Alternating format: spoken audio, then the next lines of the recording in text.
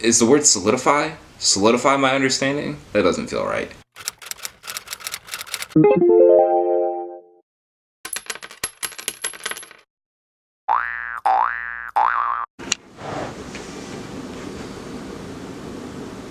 I think we're filming. Alright, good, we are filming. Hey everyone, and thanks again for joining me, and Happy New Year. My name's Matt, and this video is going to be a little specific here today, probably not me on too long of a rampage, so what I want to do here today though is take the time to go over what to expect, especially if you're in North Carolina and are looking to get your real estate license. So I want to go over what you can expect in terms of timelines, costs, locations, how you take it, study habits, you name it. Basically just kind of an overview, and then maybe if I feel necessary I'll follow this up with something in a little bit more detail if we get any questions on it. So as I always say, if you've been following my other videos, you know that I left my job to pursue a career in real estate and was able to leave my job, take the class, pass both tests that you need to pass, and get a job. Rough time horizon was around 2 months. So nothing too crazy. It is basically like having a summer vacation, a little blast from your past, but it's totally doable and it's totally attainable. So if you have any questions here, hopefully I'll be able to address them, and I'll be more than happy if you leave a comment to kind of address any concerns, questions, or anything personal you might have. So first, just to start, North Carolina requires a 75-hour prereq course that you have to take. Downfall to that is you cannot take it online, so it's only in person, it's only in class situations, which is definitely an inconvenience if you are somebody that is working, so it's not something you could just do whenever you get time, as long as you do it within this time. It has to be done in person, which is something to take into consideration. Now, me personally, I took my real estate class through the Superior School of Real Estate here in Charlotte.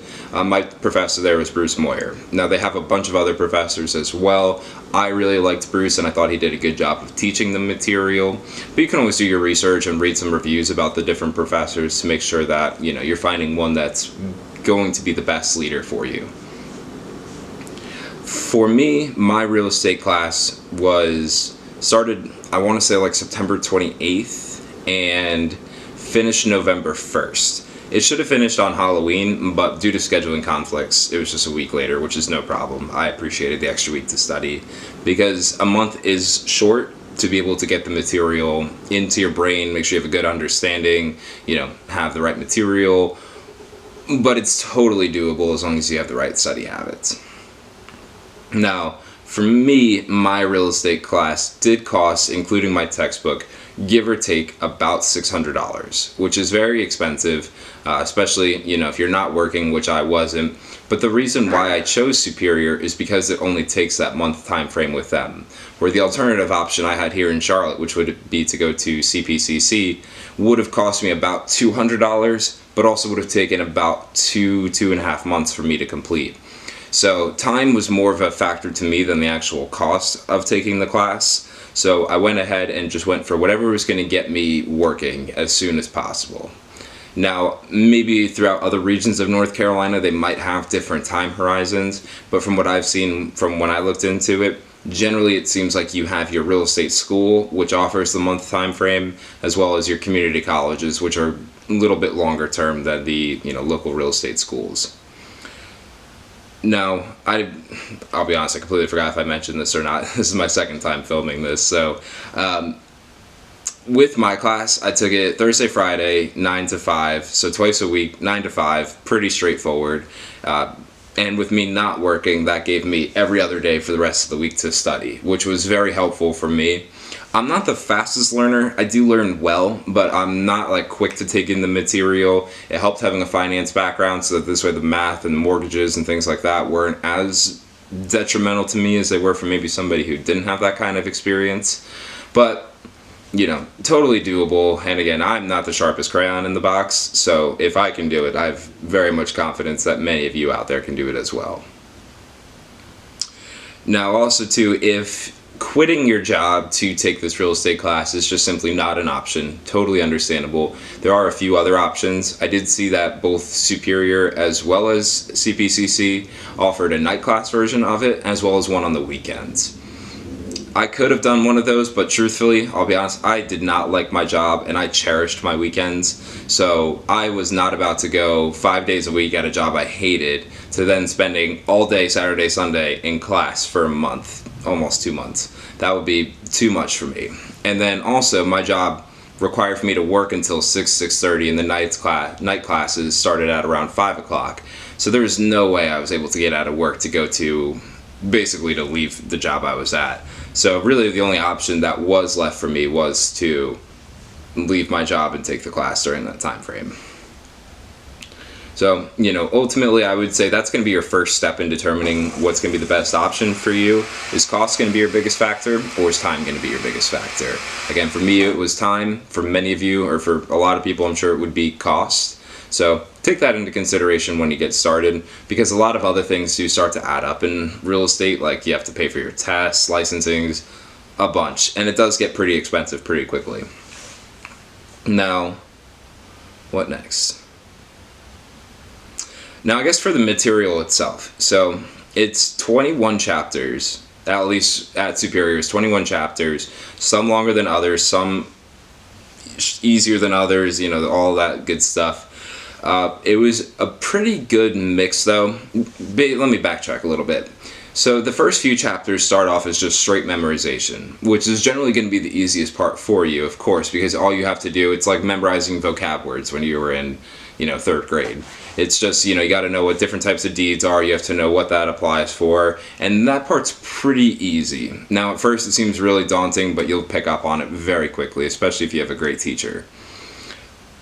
What makes this test, I guess you could say, challenging is that not all of the questions you're going to get are just, what is a quitclaim deed? What is a special warranty deed? Or, what is joint tenants with rights of survivorship mean? It's not going to be that way. You're going to get questions that are more of, okay, so you know this definition, now here's a question on how you apply it. And so it does take that deeper dive, and I think that's where a lot of students, at least from my class, struggled, was that ability to take the material, understand it, and then apply it in a real life situation. What I did for that is I wrote literally a stack like this big of flashcards, and I would have my girlfriend quiz me on them.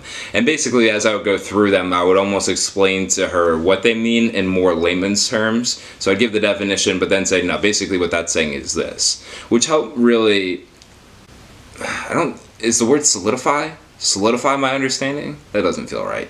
You know what I'm saying though. Just like confirm my understanding of it, and that I can, take this big, ugly definition and just break it down into simple terms. Because ultimately that's what you'll be doing on the job too, especially if you become an agent, is breaking this down into simple terms for people, taking this complex subject, really not that complex though, and just making it so that anybody can understand. So if you're studying through it, just make sure that you aren't memorizing definitions and calling it a day. You actually have taken the time to understand why this applies, how does this affect it, and even as you're studying it, just kind of run through some questions and, make sure your understanding's fully there. And if it's not fully there, go back to it and see what you might have missed.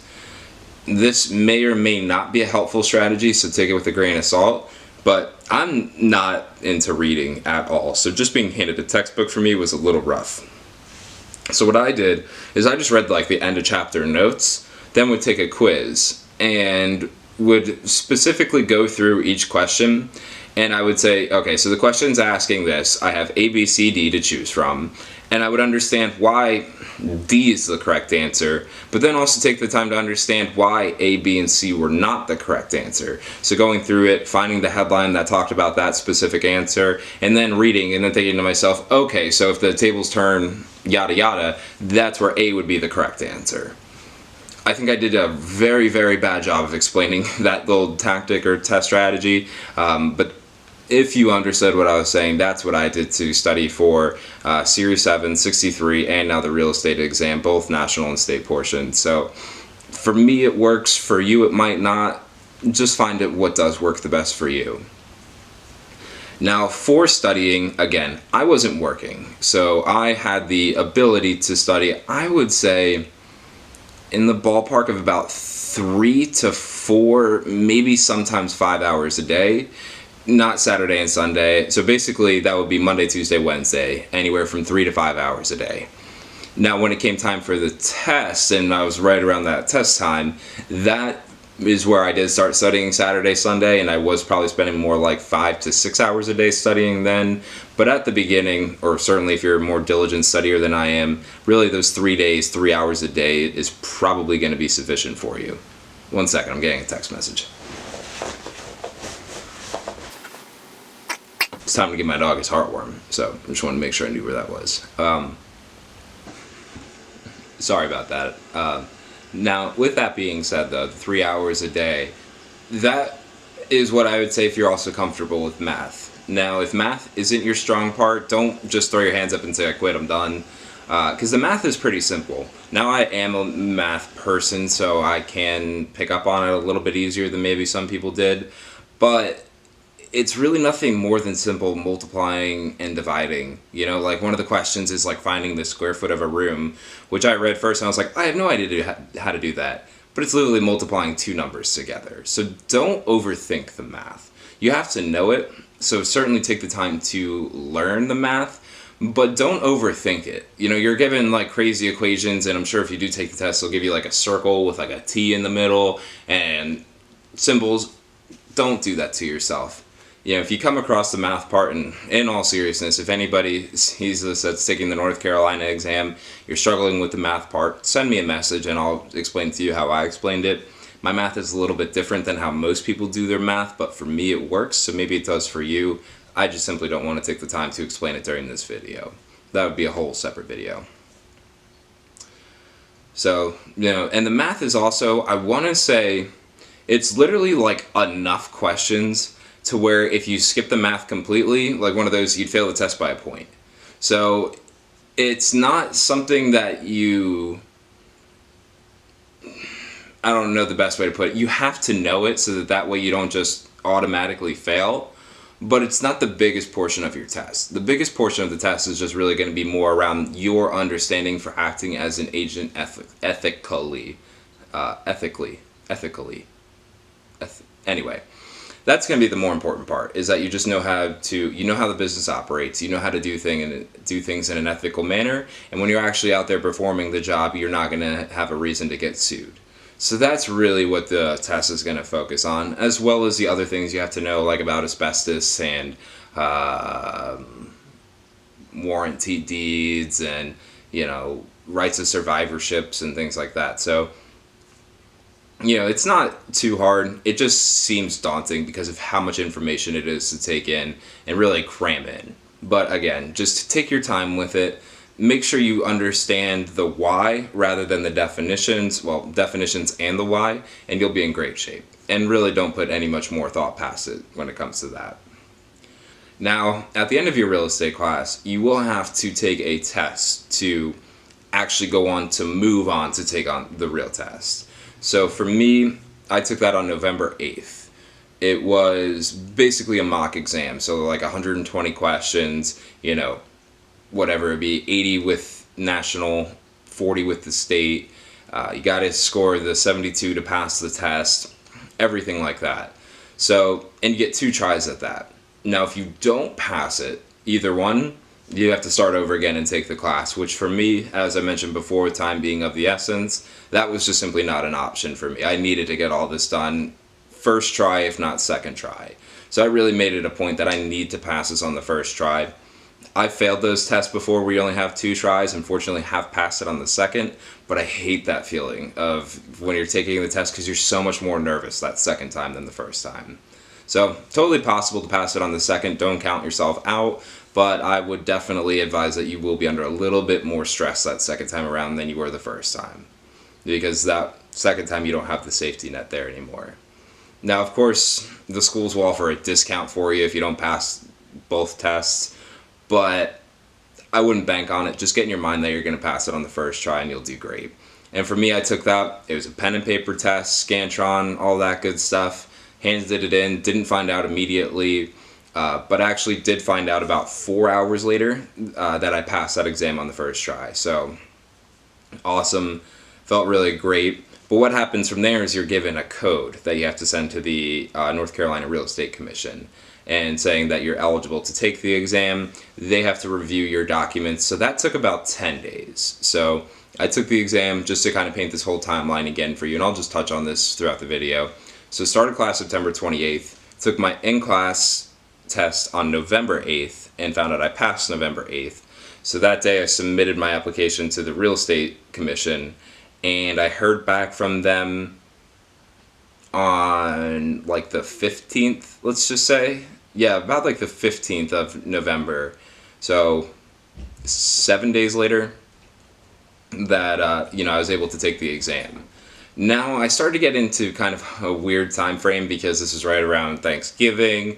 I didn't want to not pass the exam and, be all worried about how that Thanksgiving Day conversation is going to go. But I also knew I was going to have friends coming into town to see their families, so I didn't want to be stuck studying while they were here. So I committed to taking my exam the Tuesday before Thanksgiving. And I will be honest, I don't remember what day that was. It was 22nd, 24th. Whatever Thanksgiving 2019 was, I took my test 2 days before. So that cost me about $162. It was a $100 application fee, then like a $62 examination fee. And that one, you do go to a testing center. They do, sit you in those little cubes where you only have your screen. You can't bring anything in there with you. They really make sure that you are as stressed out as possible to go into that, and as uncomfortable as possible, so you can go take an exam that will determine your future. So it's a little intimidating, and honestly, that's one of those situations where it's completely mind over matter. You just can't think about where you are. Just, I envisioned myself sitting at my computer at home studying for it, and just threw in the earbuds they give you, little soundproof blockers, and just went at it. So that one, they give you about 4 hours. I was done in about an hour and a half. And I'm actually usually a slow test taker, but under that kind of pressure, I move relatively quickly. And I get like weirded out when I sit in rooms like that, so I just wanted to make sure I got out of there as quickly as possible. Now they break that one though into the two separate tests, so they actually do break it into the national and state, where at my real estate school it was just called kind of one test. So that was interesting, and I truly found myself sitting there calculating how many questions I could miss, how many I didn't know, and making sure I was okay before hitting submit. But the plus side to that is if you don't pass, let's say you pass the national, fail the state, then when you retake the exam, then you only have to take the state. Since you already passed the national, you don't have to worry about that one anymore. And I think you get like 6 months from the time you pass your in-class to pass the then, legit test that gives you the license. So, you have 6 months. Definitely would recommend doing it as soon as possible. And again, with money and time being now an object for me, because at that point I was 2 months out of a job basically, I just wanted to make sure I didn't have to pay for this again, and I wanted to make sure that I got it done as quickly as possible. So all of that got taken care of, so that was really from, let's just say, September 28th to Thanksgiving 2019 is exactly how long it took for me to start the class and then get my real license to start working in real estate. Now, fortunately, I was working with somebody as well, kind of communicating with him about working for him once I passed this exam. So I kind of already had a job lined up, before this all started, just basically contingent on if I passed everything. Which was, again, important for me because I wanted to start working as soon as possible. So for those of you who don't have that kind of opportunity, there are other options out. It's actually pretty easy to find a broker to start working for. I say that loosely because I didn't really go through the full process, but every day during my real estate class, they had a local firm come by, bring us lunch, speak to us about that, kind of give us like their advantage over other firms, let us be able to meet somebody from the group, and again, really kind of understand what makes them different, passing out their information, giving away free stuff. So, don't look at it like you're applying for, like from when I was applying for my finance job, I was like, this is a competitive playing field. I don't know what's going on. And, you really have to make sure you stand out. This is more sales, so it definitely helps to stand out, and they will be the ones to ultimately make that decision. But keep in mind, when you go on those interviews with these firms, you're interviewing them as much as they're interviewing you, because you want to make sure that, are you going to have the right resources? Are you going to, if you need a coach, is that going to be available for you? If you're going to, are they going to pay for the signs that go out in the front yard, or are you going to have to pay for that? Are they going to pay for the photography? So there's a lot of things that go into consideration. So just kind of realize that it really is a checks and balance system to make sure that you both fit with each other. It's not a one way where it's great, we need you for our company, come on in, or, no, you suck, get out of here. It is definitely of like, we blend well together. And that's where you're going to find the best firm, which is nice because, interviewing can be scary, especially depending on your personality. I kind of like interviewing, to be honest, but I'm glad that I didn't have to go through that process.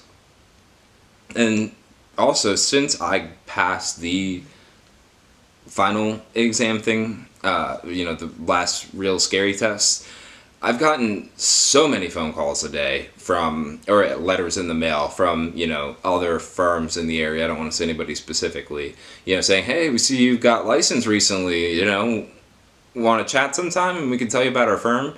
So people are always recruiting. It's almost like applying for college again, because you just have all those letters coming in the mail, hey, come to us, so I wouldn't worry about the job aspect of it. Once you get the license, you'll be in great shape. And you can actually start communicating, and I would highly suggest this if you don't have somebody already, start communicating with these firms when they come to your class to speak to you, or while you're in the class, and ask if, hey, I'm in this real estate class here, I'd love to see if maybe I can do something to help me understand this a little bit better. I'd love to see how you operate, so when I pass this exam, I'd love to, get working as soon as possible. That shows your motivation, that shows your commitment, and that's something any firm wants to see. So definitely take that route.